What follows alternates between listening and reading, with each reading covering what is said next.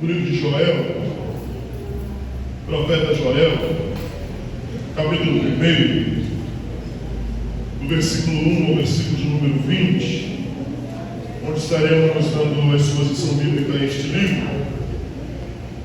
Iremos iniciar hoje o livro de Joel, capítulo 1, do versículo 1 ao versículo de número 20.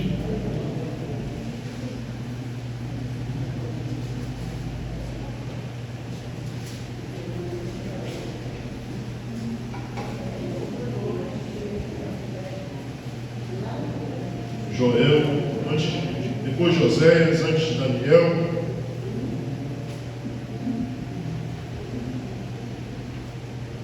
A palavra do Senhor diz assim: esta é a palavra do Senhor que veio a Joel, filho de Petuel. Anciões, ouve isso, e todos os moradores da terra, escutai. Já aconteceu isso em vossos dias, ou nos dias dos vossos pais? Contai isso aos vossos filhos, e os vossos filhos os transmitirão aos seus filhos. E os filhos dessa geração o seguinte: o que o gafanhoto cortou, deixou o gafanhoto migrador comeu. E o que o gafanhoto migrador deixou, o gafanhoto assolador comeu. E o que o gafanhoto assolador deixou, o gafanhoto destruidor comeu. Bêbados, despertai e chorai, todos os que bebeis vinho, chamai, gemei por causa do vinho novo, pois foi tirado da vossa boca. Porque uma nação poderosa e inumerável invadiu a minha terra. Seus dentes são dentes de leão e tem presas de uma leoa. Ele arrasou minha videira e arruinou minha figueira. Descascou-a e a derrubou e deixou seus galhos embranquecidos. Lamenta pelo marido do que sua juventude, e é semelhante da virgem vestida de pano de saco. As ofertas de cereais e ofertas de libação foram eliminadas do templo do Senhor. Os sacerdotes, ministros do Senhor, está de luto. O campo está assolado e a terra chora, pois o trigo está destruído. O vinho novo acabou, o azeite está em falta. Envergonhai-vos, lavradores, chorai, vicultores, sobre o trigo e a cevada, porque a colheita do campo foi destruída. A videira secou, a figueira murchou, e a romazeira, a palmeira e a macieira, com todas as árvores do campo secaram. A alegria dos homens se abateu. Os sacerdotes, vestidos de pano de saco, e lamentai, chorai, ministros do altar. Entrai e passai a noite, vestidos de pano de saco, ministros do meu Deus, porque a oferta de cereais e a oferta de libação foram eliminadas do templo do vosso Deus. Decretai um jejum, convocai uma assembleia solene, reúne os anciões e todos os moradores da terra no templo do Senhor, vosso Deus, e clamai ao Senhor. Ah, que dia! O dia do Senhor está perto, e vem com força, destruirá da parte de todo o poderoso. Pois acaso o mantimento não foi cortado diante dos nossos olhos? A alegria e o regozijo não foram cortados do templo do nosso Deus? A semente está murcha sobre os seus torrões, os celeiros estão derrubados, os armazéns arruinados, pois o cereal se perdeu. Como muge o gado, os rebanhos de vacas estão confusos, pois não têm pastos. Os rebanhos de ovelhas também estão perecendo. O Senhor, ó Senhor, clamo a Ti, porque o fogo destruiu as passagens secas, e as chamas queimaram todas as árvores do campo. Até o animal do campo suspiram por ti, porque as correntes de águas secaram e o fogo destruiu as pastagens secas. Amém. Poderoso Deus, eterno Pai, aqui nós estamos, Senhor, diante da Tua presença, diante da Tua poderosa palavra, te pedindo, Senhor, continua, Senhor, a falar aos nossos corações. Continua, Senhor, a realizar e a cumprir e a fazer a Tua obra em nós. Eu diminua para que Tu cresças, que eu suba para que Tu apareças. O que nos importa, Senhor, é ter o Teu nome reconhecido, ter o Teu nome exaltado, ter o Teu nome proclamado. Por isso, Pai, nós te entregamos as nossas vidas em Tuas mãos. Te pedimos, Senhor, fala aos nossos corações. Fala, Senhor, conosco, assim como o Senhor já tem falado através dos louvores, da palavra, através da leitura bíblica, através, Senhor, dos testemunhos. Nós te pedimos, Senhor, continua, Senhor, a falar aos nossos corações. Realize e complete a Tua boa obra em nós. Que seja o Senhor a falar, que seja o Senhor a nos instruir e que venhamos sair daqui cheios da Tua presença, cheios da Tua palavra, entendendo aquilo que o Senhor tem para cada um de nós. Continua, Senhor, conosco, é o que eu te peço em nome de Jesus. Amém. Queridos irmãos, estamos diante de um texto, a qual o contexto desse texto é uma destruição em massa de uma cidade, onde os animais estão passando fome no campo, está sem água no campo, o fogo consumiu toda aquela parte seca do campo, aonde os gafanhotos, uma praga que era bem conhecida pelo povo de Israel, a qual foi uma das pragas, a 8ª praga enviada ao Egito, que é a praga dos gafanhotos, se levantou contra essa cidade e uma comeu e a outra comeu e foram cerca de 3 gafanhotos arrasaram o campo. Nós estamos vendo o livro de Joel, do profeta Joel, o profeta que se levanta para falar para a nação de Israel, e a única coisa que nós sabemos deste profeta é que ele é filho de Penuel. Em toda a Bíblia não se fala sobre o profeta Joel, mas o próprio profeta que está escrevendo o texto, ele diz de quem ele é filho, de quem ele é, de quem é o seu filho, de qual é a sua árvore genealógica.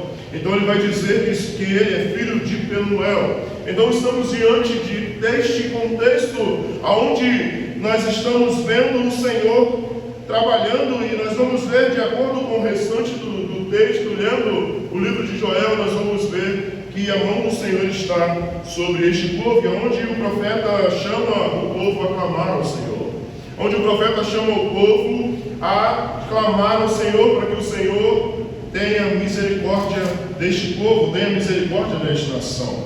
Então, o tema que eu coloquei nessa mensagem é quando Deus chama ao despertamento.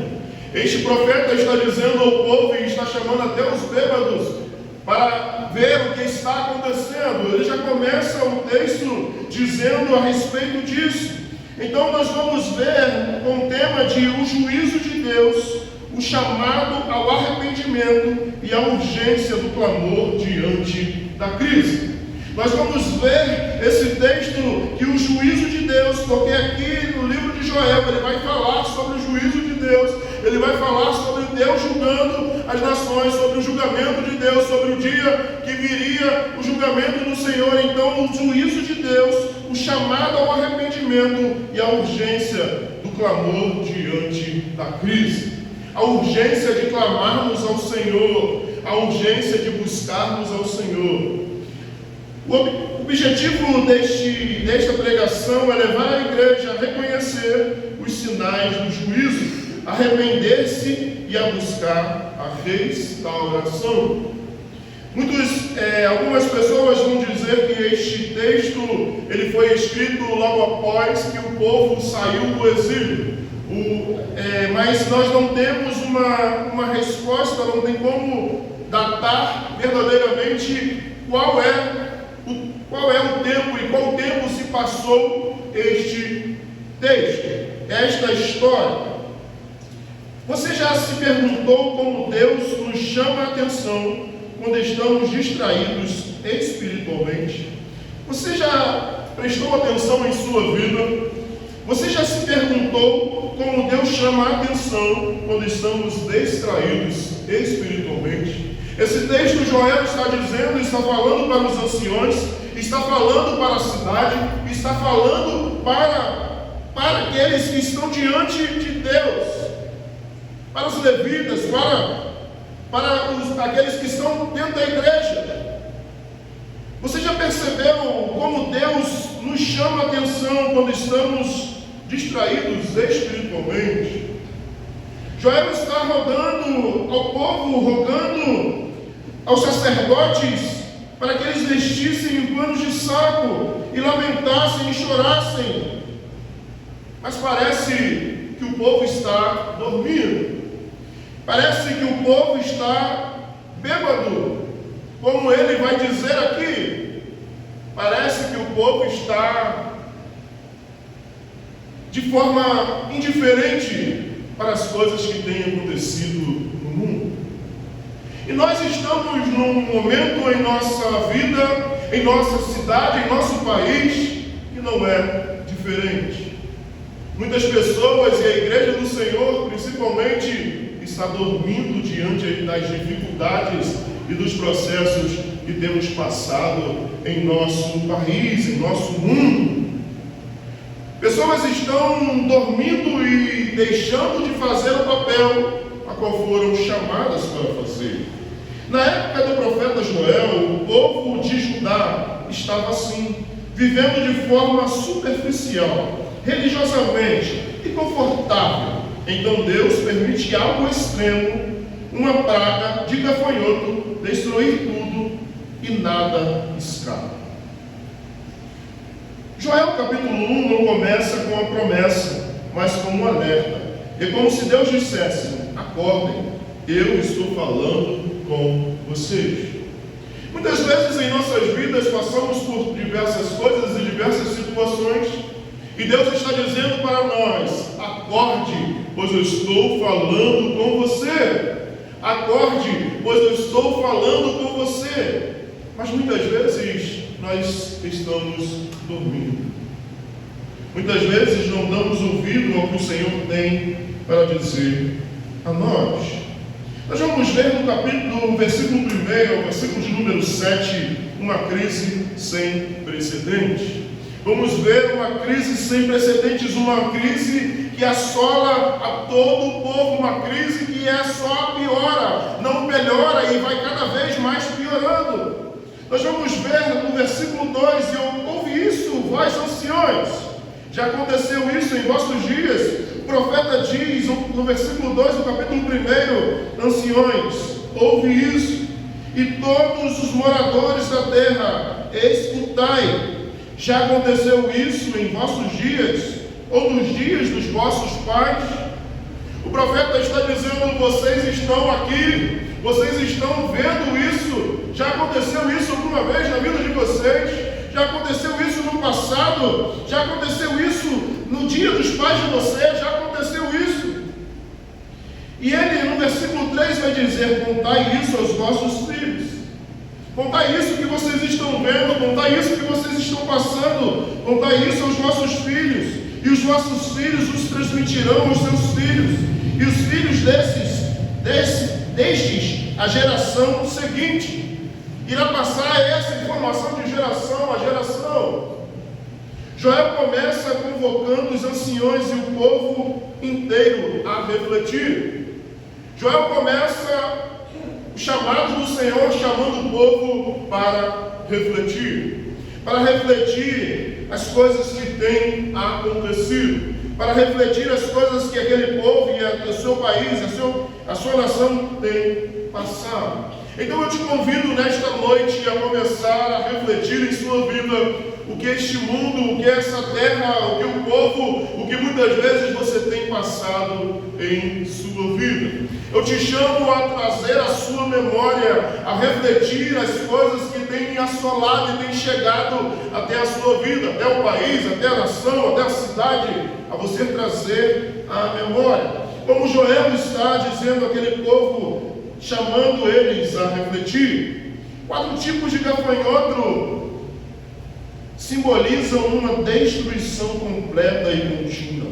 No versículo 4, nós vamos ver ele dizendo a respeito destes gafanhotos. Acompanhe comigo na sua Bíblia, que diz assim: o O que o gafanhoto portador deixou, o gafanhoto migrador comeu. E o que o gafanhoto migrador deixou, o gafanhoto assolador comeu. E o que o gafanhoto assolador deixou, o gafanhoto destruidor comeu.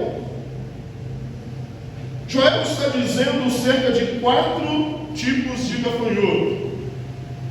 Um comeu e deixou algo, e esse algo talvez podia ser algo que alguém podia olhar e falar assim: há esperança.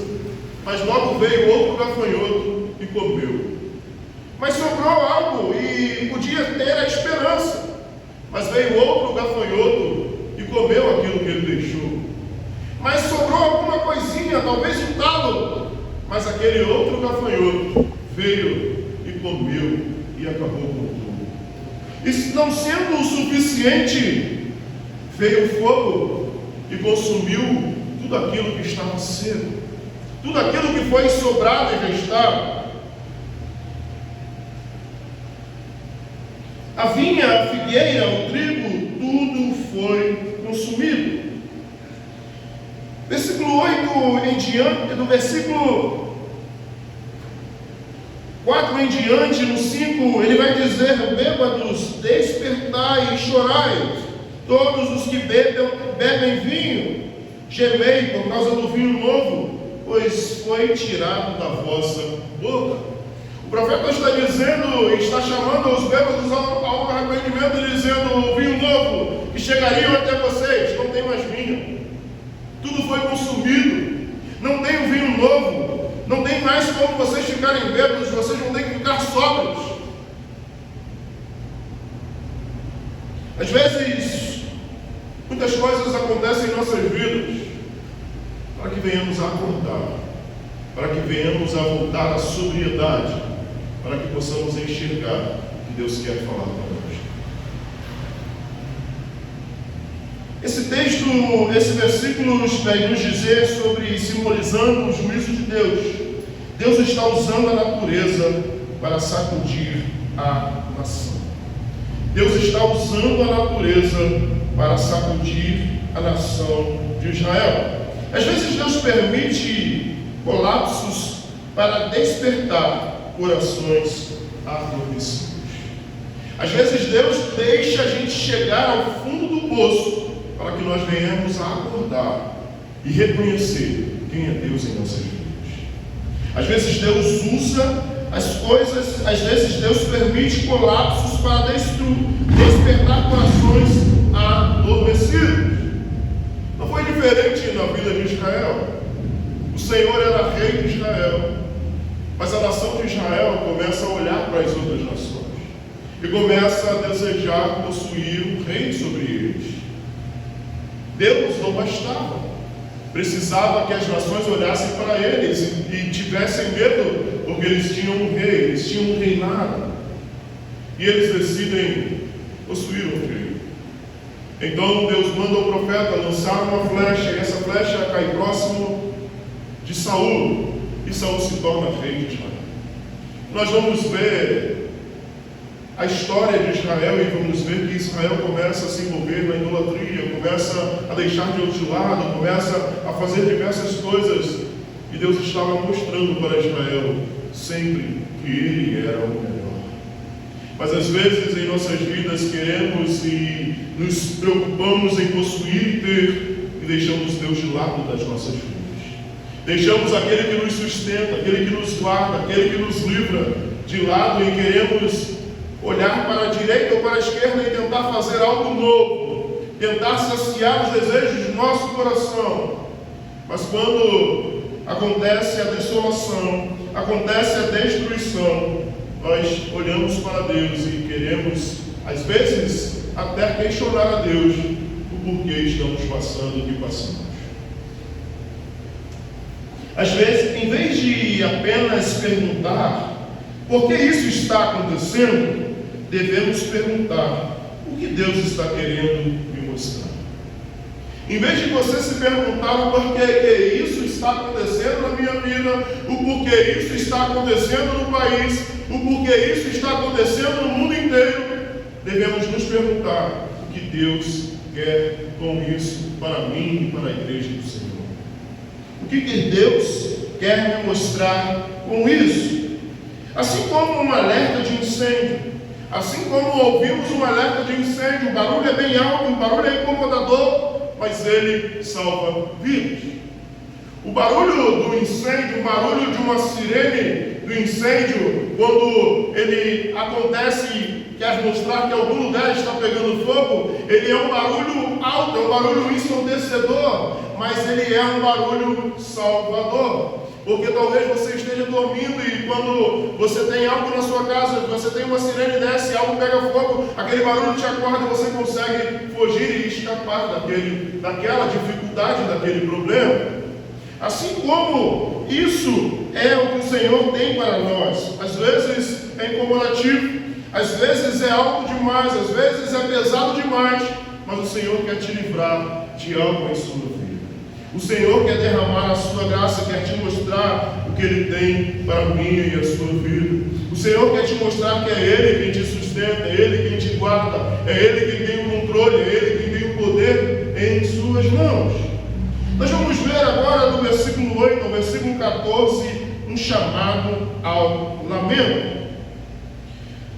Do versículo 13 ao 14 nós vamos ver: ó sacerdotes, vestivos de pano de saco, e lamentai, chorai, ministros do altar, entrai e passai a noite vestidos de pano de saco, ministros do meu Deus, porque a oferta de cereais e a oferta de libação foram eliminadas do templo do vosso Deus.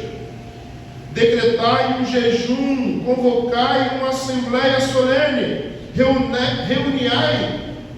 reuni os anciões e todos os moradores da terra no templo do Senhor, vosso Deus, e chamai ao Senhor. O profeta está chamando os sacerdotes para se prostrarem, para o arrependimento. Ele está chamando o povo a se vestir de panos de saco e pedir a misericórdia do Senhor. Cingivos de panos de saco, sacrificai um jejum, convocai uma assembleia solene. Ele está dizendo que o sacerdote, a igreja, precisa fazer algo. A nação está em destruição. O país está acabando. E a igreja do Senhor está dormindo. O que o profeta está dizendo: vocês não estão vendo o que está acontecendo? Vocês não estão vendo que a terra foi assolada pela praga? Vocês não estão vendo o que está acontecendo com os campos? Vocês não estão vendo o que está acontecendo com a cevada, com o trigo? Vocês não estão vendo o que está acontecendo em nosso país? O profeta está dizendo ao povo de Deus: fazei algo. Fazei algo. Se vistam de panos de saco. Proclamem um jejum. Chamem todo mundo. Vamos orar. Vamos buscar ao Senhor. Trazendo para os nossos dias o que a igreja tem feito em meio aos problemas que temos vivido, o que a igreja tem feito em meio às dificuldades que temos passado em nosso mundo, o que a igreja do Senhor tem feito? Tem clamado pela sua vida e dos seus parentes, ou tem buscado pela nação? Porque a palavra do Senhor vai dizer: se meu povo, que se chama pelo meu nome, se humilhar e orar, eu ouvirei e os atenderei. Mas o que a igreja do Senhor tem feito? O que temos feito como igreja do Senhor? Será que estamos preocupados demais com nós mesmos, com as nossas necessidades? Será que estamos preocupados demais com o que temos passado? E não temos nos preocupado com as coisas que têm acontecido do nosso lado? Por isso, o profeta clama aos sacerdotes, ministros, anciões e todo o povo a lamentar e a se humilhar. O profeta chama os sacerdotes, vestivos de pano de saco, e lamentai, chorai, ministros do altar, entrai e passai a noite vestidos de pano de saco. Não faça somente uma vez, não seja somente da boca para fora, mas seja da seu coração. Não seja algo aparente, mas algo externo. O que ele está dizendo: passai a noite vestidos, não somente vista o pano de saco para mostrar para os outros que você está se humilhando. Não vista somente o pano de saco para mostrar para as pessoas que você está buscando, mas passai a noite onde ninguém vai te ver. Passai buscando o Senhor. Porque pessoas têm sido crentes somente dentro da igreja, mas dentro do seu lar, dentro da sua casa, é diferente. Tem sido cristãos dentro da igreja. Dentro da igreja eu estou de pano de saco, eu estou humilde, eu estou ali buscando o Senhor, mas dentro do meu lar é diferente. É isso que o profeta está dizendo: sacerdotes, vestis pano de saco, e lamentai, chorai, ministros do altar, entrai e passai a noite vestidos de panos de saco. À noite, quando ninguém está vendo, quando não tem culto, passai vestidos de pano de saco. Buscai ao Senhor. O jejum é uma expressão de quebrantamento sincero. Deus não quer apenas que eles sofram, mas que eles voltem para Ele. Deus não quer e Ele não fica feliz com o sofrimento de ninguém, mas Ele quer que venhamos a ter relacionamento com Ele. Por isso Ele está dizendo: passai a noite vestidos de pano de saco, ministros do meu Deus, porque a oferta de cereais e a oferta de libação foram eliminadas do templo do vosso Deus. O profeta está dizendo: vocês não estão vendo que nós não vamos ter nada, nem para oferecer ao nosso Deus? Onde vocês estão? Está sendo tudo destruído. Os cereais, a oferta de libação foram tiradas do templo. Não tem mais nada para oferecer a Deus. O problema não era só agrícola, mas sim espiritual. O problema do nosso país, o problema da nossa nação, não é somente financeiro, mas sim espiritual. E você, igreja do Senhor, que foi chamado sal da terra e luz do mundo, o que você tem feito? O que você tem feito? Hoje também enfrentamos crises familiares, morais, espirituais, sociais. A resposta não é só técnica, política ou emocional, e sim espiritual. Às vezes queremos que a resposta venha da política, a resposta venha do financeiro, a resposta venha dos recursos, mas a resposta precisa vir de mim e de você. A resposta precisa vir da busca incessante pelo Senhor. A resposta precisa vir da busca pelo Senhor. A busca verdadeira pelo Senhor, não uma busca falsa, não uma busca fingida. Deus nos chama ao arrependimento genuíno, não ao remorso superficial. Deus nos chama para um arrependimento genuíno. Por isso Ele está dizendo: continue vestindo a roupa de saco. Não algo superficial, não algo que, eu peço perdão, mas nada na vida mudou. Deus está chamando o povo a um arrependimento genuíno e não um remorso superficial. Judas teve remorso Por isso ele vai devolver as moedas de prata, mas ele não se arrepende, porque aquele que se arrepende deixa, aquele que se arrepende larga, aquele que se arrepende alcança o favor de Deus.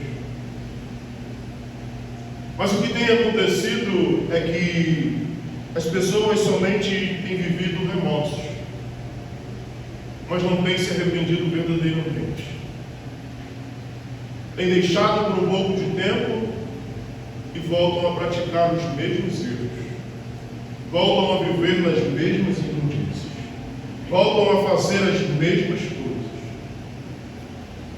Não há um arrependimento genuíno, mas sim superficial. Não adianta colocar band-aid em um coração partido. Deus quer transformação, não aparência. Não adianta você pegar o band-aid, colocar no coração quebrado, partido, porque Deus não quer isso. Ele não quer algo aparente, Ele quer mudança de vida. Deus, Ele não quer algo para os outros ver, Ele quer algo que Ele possa ver em você. Deus, Ele não quer algo que você possa mostrar para as pessoas. Deus, Ele quer ver verdadeiramente um arrependimento na sua vida. Deus quer ver verdadeiramente um relacionamento dEle com você. Deus quer ver algo em você, não que você tenta mostrar para os outros. Deus quer ver o seu interior, e Ele vê o seu interior.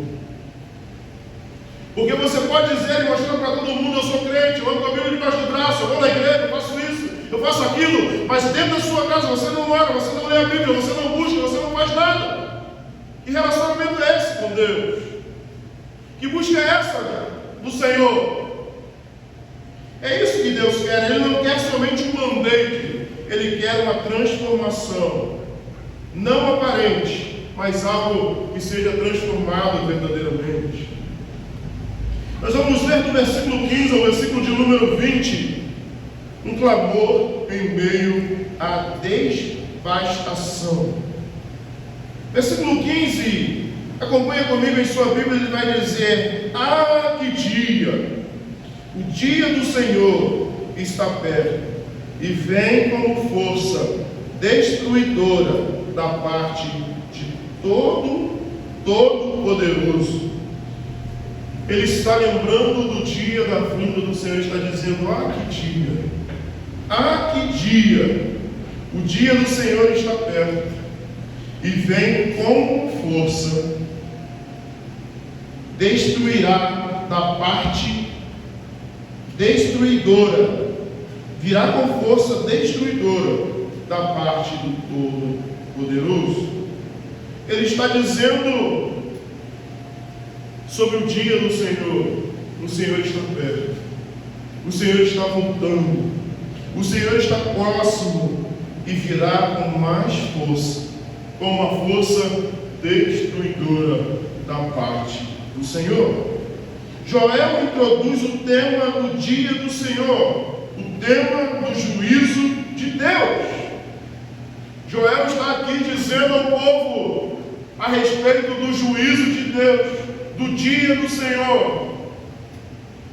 Mas a igreja do Senhor não teme mais esse dia. Muitas pessoas têm vivido uma vida fingida, uma vida achando que não prestarão contas a Deus do que tem feito ou deixado de fazer. Mas o dia do Senhor está próximo. O dia do Senhor está próximo. Ele não tarda em voltar. Não é apenas um castigo presente, mas um sinal profético de algo maior. Joel está dizendo àquele povo: não se trata somente disso. Não se trata somente do castigo presente. Não se trata somente do que você tem passado. Não se trata somente das coisas que têm acontecido no mundo. Mas isso vai vir um castigo maior lá na frente. Não se trata somente deste momento. Ele está dizendo para o povo: se trata de algo maior, que é o dia do Senhor. As pessoas têm dormido, tem vivido uma vida como se Cristo não fosse voltar, como se Cristo não estivesse às portas.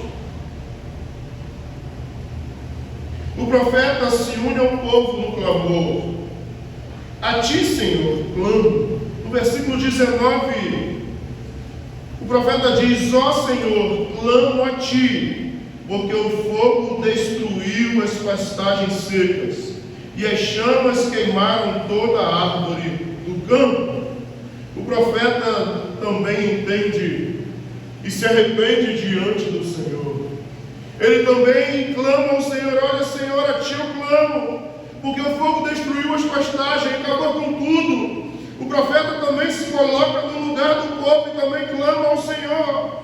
Até os animais sofrem, mas o profeta ora. Esse é o caminho. Precisamos orar ao Senhor. Precisamos buscar ao Senhor. O mundo está do jeito que está, porque a igreja não tem sido diferença no mundo. O mundo se encontra da maneira que está, porque a igreja não tem sido diferença para o mundo. Muitas pessoas têm vivido as suas vidas e pessoas têm olhado de fora e dizido: ser crente igual fulano é fácil demais. Ser crente igual ciclano é mole demais. Eu vou ser crente para ser igual fulano e ciclano? Vou não. A igreja tem sido chacota para o mundo. Ela não tem sido referência para o mundo. Por isso, o mundo está do jeito que está. Precisamos orar e buscar ao Senhor. Precisamos nos inclinar diante do Senhor. Quando tudo parece perdido, o clamor é a nossa arma. Quando tudo parece perdido, o clamor é a nossa arma. Precisamos clamar a Deus. Esse povo não conhece a Deus, mas nós dizemos que conhecemos. Então precisamos clamar ao Senhor. Precisamos orar ao Senhor. Precisamos buscar ao Senhor. Precisamos falar desse Deus. Precisamos exaltar e agradecer o nome do Senhor. O juízo de Deus não é para a destruição final, mas para arrependimento futuro. O Senhor sempre está trazendo o povo para se arrepender. Deus está assolando o povo, está passando por problemas, está passando por dificuldades, porque Deus está chamando o povo ao arrependimento. Se volte para Deus. O Senhor, Ele pode mudar a história da sua vida. O Senhor pode realizar a obra maior na sua vida. Por isso, o juízo do Senhor não é para a destruição, mas sim para o arrependimento do povo. Deus está mostrando para o povo: se arrependam dos seus maus caminhos.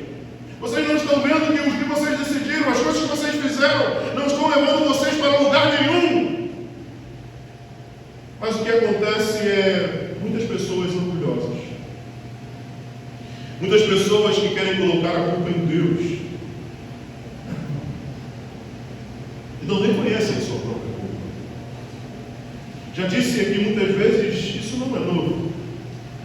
Vem desde lá do Éden, quando Adão diz: Senhor, a mulher que tu me deste, a culpa é sua, não é minha. Foi você que me deu a mulher. Me mostra aí quando eu pedi a mulher para você. É isso que Adão está querendo falar para Deus.